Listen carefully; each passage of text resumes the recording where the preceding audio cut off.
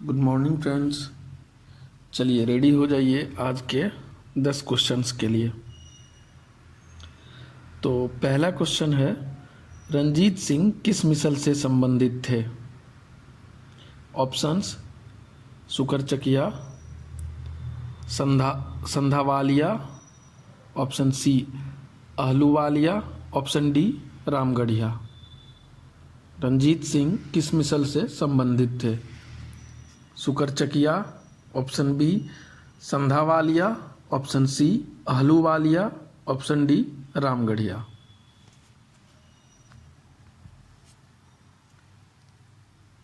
और इसका आंसर होगा ए सुकरचकिया। अगला क्वेश्चन है, रंजीत सिंह ने सुप्रसिद्ध कोहिनूर हीरा प्राप्त किया था? ऑप्शन ए शाहसूजा से, ऑप्शन बी जमान शाह से, ऑप्शन सी मोहम्मद शाह से, या ऑप्शन डी शेर अली से।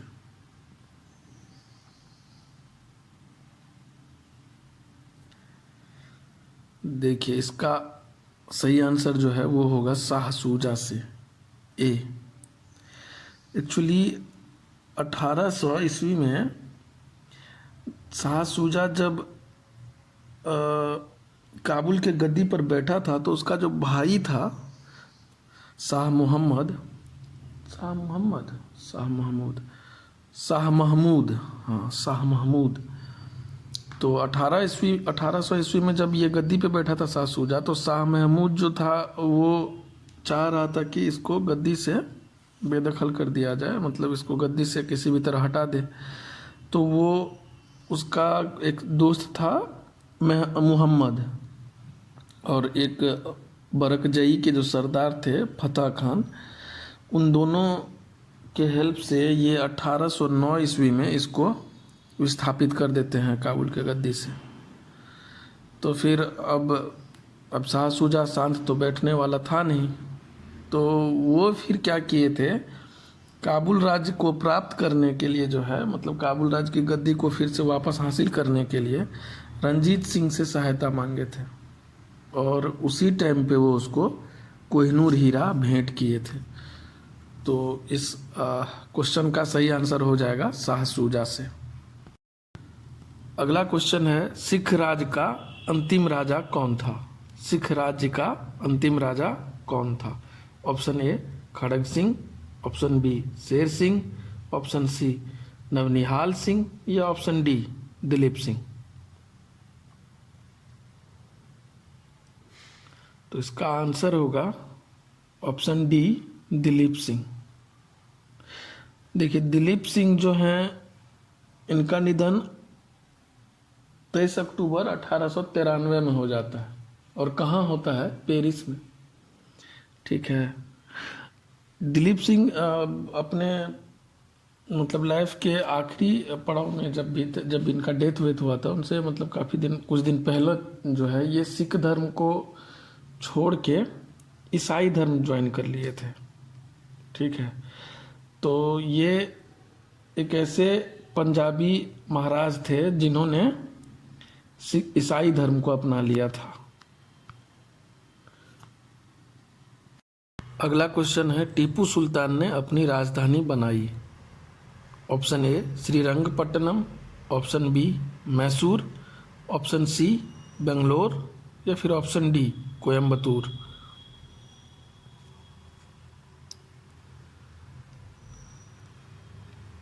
तो इसका आंसर होगा A Srirangapatnam. Option A Srirangapatnam. Srirangapatnam को जब टीपू सुल्तान अपनी राजधानी बनाए थे, तो इन्होंने वहीं पे जोकोबिन क्लब जो है उसकी स्थापना भी की थी। ध्यान में रखिएगा इस चीज को। अगला क्वेश्चन है, निम्नलिखित में से कौन एक सुमेलित है? तो ये आप देखिए और बताइए।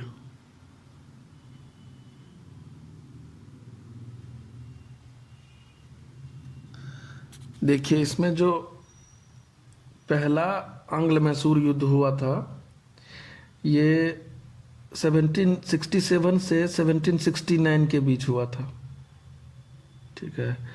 और इस दौरान जो है वो अंग्रेज का गवर्नर जो था, मतलब अंग्रेज गवर्नर जो था वो वेरेलिस्ट थे, और ये युद्ध हैदर अली जीते थे। 4 अप्रैल 1769 को ये युद्ध ख़त्म हुआ था मद्रास की संधि के तहत। ठीक है, मद्रास की संधि हुई थी, मतलब प्रथम आंग्ल मैसूर युद्ध जो है वो मद्रास के संधि के द्वारा ख़त्म हुआ था और हैदर अली इसमें विजय हुए थे।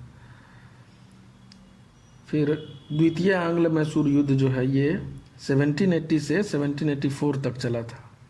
ठीक। और इसके बीच में जो अंग्रेज का गवर्नर, जनरल गवर्नर थे, वो थे वारेन हेस्टिंग। और ये युद्ध जो है वो मंगलोर के संधि के द्वारा समाप्त हुआ था।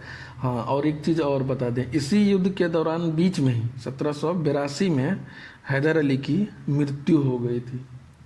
ठीक है। तो फिर आगे उसका जो है उस युद्ध को आगे टीपू सुल्तान जो है वो कंटिन्यू करे थे, और फिर अंतिम में मंगलोर के संधि के द्वारा ये युद्ध समाप्त हुआ था। और थर्ड आंग्ल मैसूर युद्ध ये 1790 से लेके 1792 तक चला था। और इसके टाइम पे अंग्रेज गवर्नर जनरल जो थे वो कौन थे? कॉर्नवालिस। ठीक है। और इसी ये जो है ये श्रीरंगपट्टनम की संधि के द्वारा ये समाप्त हुआ था ये युद्ध। और इसी के टाइम पे जोकोबिन क्लब जो हम बता रहे थे इसके पिछले क्वेश्चन में, उसका जो है वो स्थापना किया था टीपू सुल्तान ने। और जहाँ तक चतुर्थ आंग्ल मैसूर युद्ध की बात है तो ये 1799 में शुरू हुआ था, और कुछ ही दिनों के बाद जो है वो 4 मई 1799 को श्रीरंगपट्टनम का दुर्ग तो वो लोग जीत लिया, और लड़ते लड़ते जो है ये टीपू सुल्तान की मृत्यु हो गई थी। ठीक है। तो इसी में चतुर्थ आंग्ल मैसूर में तो इस तरह से टीपू पराजित किया गया और युद्ध के मध्य दिवंगत हुआ। ऑप्शन डी जो है वो सही आंसर हो जाएगा इसका। चतुर्थ आंग्ल मैसूर युद्ध में टीपू पराजित किया गया और युद्ध के मध्य दिवंगत हुआ। अगला क्वेश्चन है, भारत का प्रथम गवर्नर जनरल कौन था? तो इसका ऑप्शन ए है Lord Mayo, B Lord Lytton, C Lord Canning, D Dufferin, या फिर ई उपर्युक्त में से कोई नहीं, या उपर्युक्त में से एक से अधिक।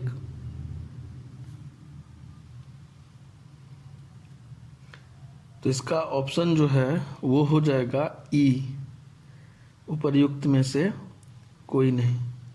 देखिए 1774 में जो है बंगाल का प्रथम गवर्नर जनरल किसको नियुक्त किया गया था? हेस्टिंग को, वारेन हेस्टिंग्स को।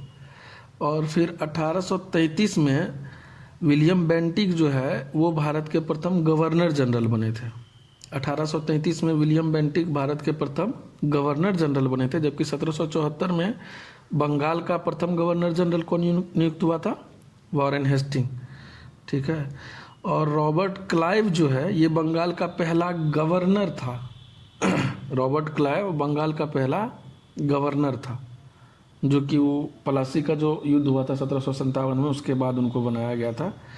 और पहला कार्यकाल उनका 1758 से 1760 रहा, और फिर दोबारा जब वो आए थे वापस से 1765 से 1767 में। कौन? Robert Clive. तो इस क्वेश्चन का आंसर क्या हो जाएगा? भारत का प्रथम गवर्नर जनरल पूछा गया है, भारत का प्रथम गवर्नर जनरल भारत का, तो ये हो जाएंगे विलियम बेंटिक, जो कि ऑप्शन में नहीं है। ठीक। अगला क्वेश्चन, भारत में ब्रिटिश साम्राज्य का संस्थापक कौन था?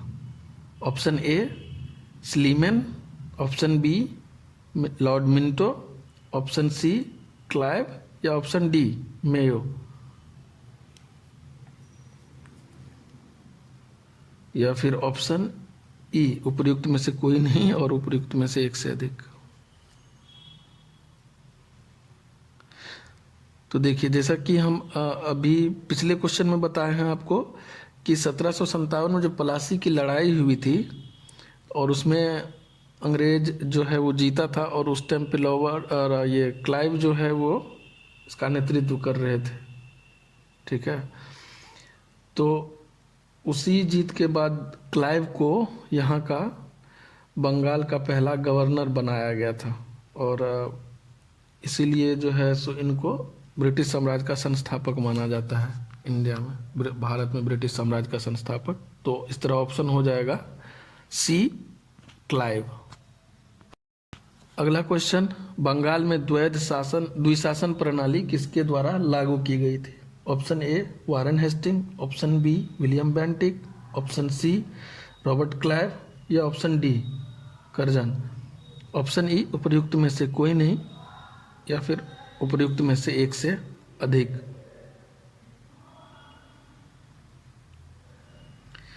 तो इसका जो सही आंसर है वो है सी, रॉबर्ट क्लाइव।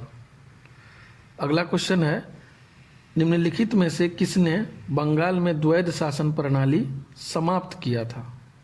निम्नलिखित में से किसने बंगाल में द्वैध शासन प्रणाली को समाप्त किया था?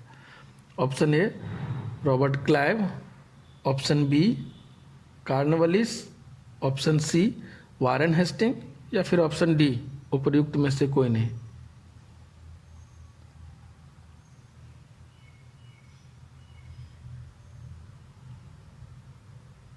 देखिए, इसका जो है ऑप्शन हो जाएगा ऑप्शन सी, वारेन हेस्टिंग।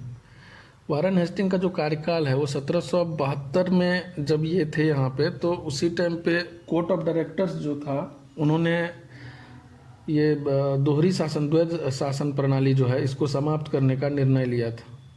ठीक है, और इस तरह द्वैध शासन प्रणाली का जो है सो मतलब द्वैध शासन प्रणाली को समाप्त किया था वारेन हेस्टिंग ने, और इसकी शुरुआत की थी रॉबर्ट क्लाइव ने बंगाल में 1765 ईस्वी में इसकी शुरुआत की थी। ठीक है, चलिए, तो आशा करता हूँ कि आप लोग एंजॉय कर रहे होंगे। ये वीडियोज आपके लिए उपयोगी साबित हो रहा होगा। मिलते हैं फिर अगले वीडियो में, तब तक खुश रहिए, मस्त रहिए। जय हिंद।